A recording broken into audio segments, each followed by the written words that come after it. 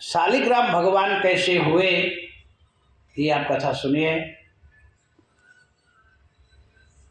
शालिग्राम भगवान गंडकी नदी में मिलते हैं।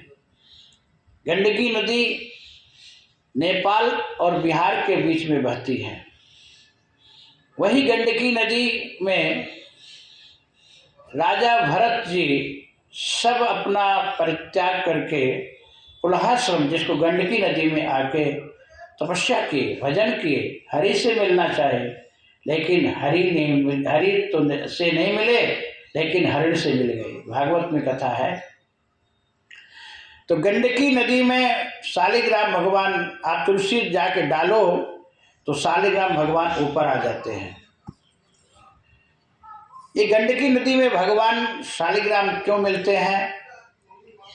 तो एक राक्षस भगवान का दर्शन के लिए तपस्या कर रहा था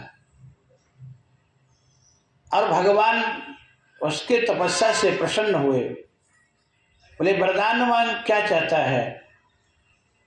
तो उसने कहा कि तुम्हें नेक लागे रघुराई।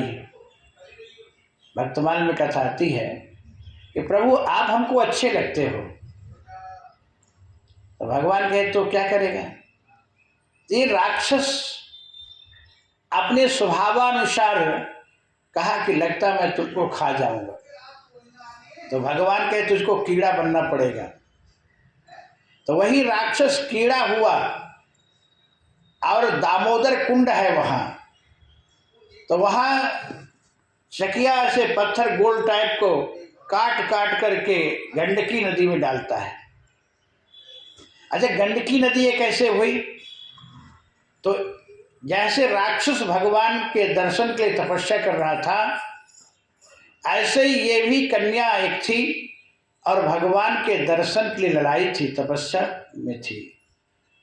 तो भगवान इस कन्या के ऊपर भी प्रसन्न हुए और भगवान कहे क्या चाहती हो तुम?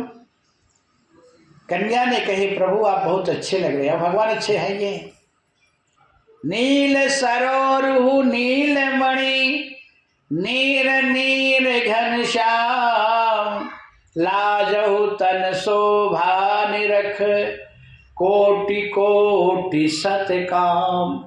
मेरे प्रभु श्री राम, मेरे प्रभु श्री कृष्ण नील वर्ण के हैं, श्याम वर्ण के हैं, लेकिन करोड़ों करोड़ों कामदेव को मथने वाले हैं। राक्षस को जब भगवान प्रिय लगने